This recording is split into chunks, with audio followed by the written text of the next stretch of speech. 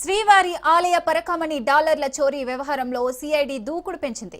చోరీకి సంబంధించిన కేసు నమోదు చేసినప్పటి నుంచి తిరుమల 2వ పట్టణ పోలీస్ అధికారి సిఐ చంద్రశేఖర్ ను విచారించారు. కేసుకు సంబంధించిన డాక్యుమెంట్లు, సీసీ కెమెరాల దృశ్యాలను పరిశీలించారు. పరకామణి పరిశీలించిన CID DG Ravishankar Ayyanar police అతిథి గృహంలో టీటీడీ భద్రతాధికారులతో భేటీ అయ్యి అక్కడ విచారణ చేపట్టారు.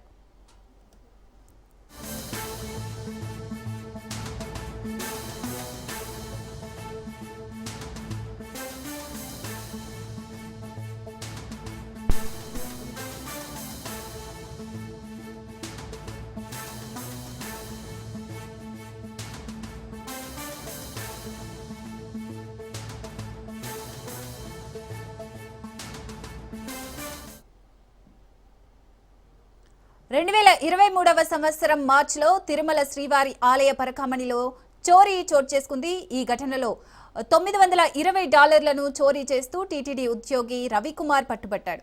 అనంతరం కేసు విచారణలో టీటీడీ పూర్తి స్థాయి విచారణ నిర్వహించలేదంటూ హైకోర్టులో పిల్ దాఖలైంది.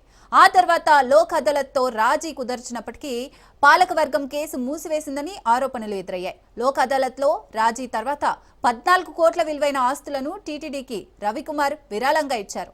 ఈ వరుస పరిణామాలు నెలకొన్న నేపథ్యంలో తాజాగా హైకోర్టు ఆదేశాలతో పరకామణి కేసు విచారణను సిఐడి మొదలుపెట్టింది.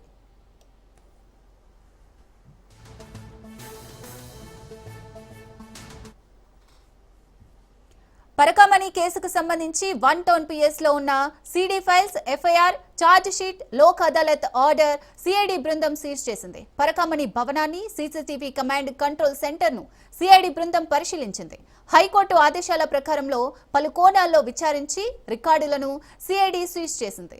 రైట్, ఇక దీనికి సంబంధించి మరిన్ని డీటెయిల్స్ సురేష్ అందిస్తారు. సురేష్, రైట్, ఏదైతే తిరుమల శ్రీవారి పరకామణి స్టోరీకి సంబంధించి సిఐడి బృందం విచారణ ఇవాళ ఉదయం ప్రారంభించింది. హైకోర్టు ఆదేశాల మేరకు సిఐడి డీజీ రవిశంకర్ అయ్యన్నర్ నేతృత్వంలో విచారణ కొనసాగుతుంది. శ్రీవారి ఆలయ పరకామణి బృందం పూర్తిగా పరిశీలించింది. మొదట పోలీస్ కేసెస్ లో ఉన్న డిఐజీ బృందం తిరుమల 1 టౌన్ పోలీస్ స్టేషన్ చేరుకొని 1 టౌన్ నమోదైన కేసు సంబంధించి సీడీలను, కేసు ఫైల్ సంబంధించిన పత్రాలను, అలాగే ఎఫ్ఐఆర్ కాపీలను సీజ్ చేశారు.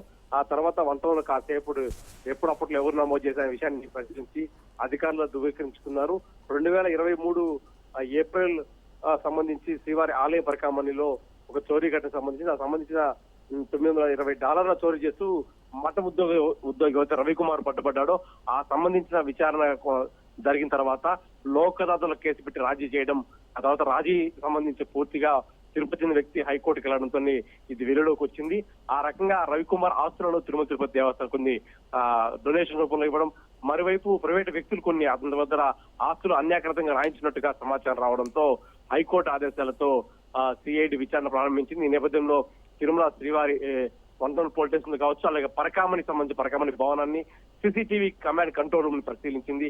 అప్పట్లో విధుల్లో ఉన్న ఆపరేటర్ చంద్రాన్ని రికార్డులు నమోదు చేసింది.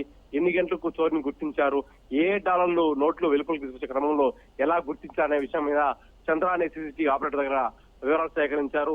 పూర్తిగా తిరుమల మొత్తం తెల్లరపడుతున్న సీసీ కెమెరాల కంట్రోల్ రూమ్ ని పరిశీలించి ఎన్ని గంటలకు రికార్డ్ అవుతుంది, ఏ టైంలో కెమెరాలు అక్కడ ఉన్నాయి, అప్పట్లో ఎవరు విధులు నిర్వహిస్తారు అంశాన్ని సిఐడి బృందం ప్రత్యేకంగా చొరవ తీసుకొని దర్యాప్తు ప్రారంభించింది. ఈ నేపథ్యంలో అప్పట్లో ఎవరు అధికారులు ఉన్నారు, ఎందుకు రాజీ చేసుకోవాల్సి వచ్చింది అనే అంశం కూడా తిరుమల పూర్తిగా తిరిగిన తర్వాత తిరుపతిలోని అదనపు ఏడీఎం కోర్టు కూడా వెళ్లి అక్కడ సంబంధించిన రిజిస్టర్ దగ్గర కూడా పత్రాలు స్వీకరించబోతున్నారు. ఎందుకంటే పూర్తిగా హైకోర్టు ఆదేశాల మేరకే విచారణ కొనసాగుతుంది. తిరుమల పరకామణి విషయంలో విదేశీ కరెన్సీ చోరీ చేసి పట్టుబడ్డ రవికుమార్ దగ్గర నుంచి అక్రమంగా ఎవరైతే ఆస్తులు రాయించుకున్నారో వారి విషయం కావచ్చు, పూర్తిగా ఏ ఆస్తులు ఎక్కడ ఉన్నాయనే అంశం మీద దర్యాప్తు చేయబోతున్నారు. ఈ విషయం రైట్, థ్యాంక్ యూ సురేష్.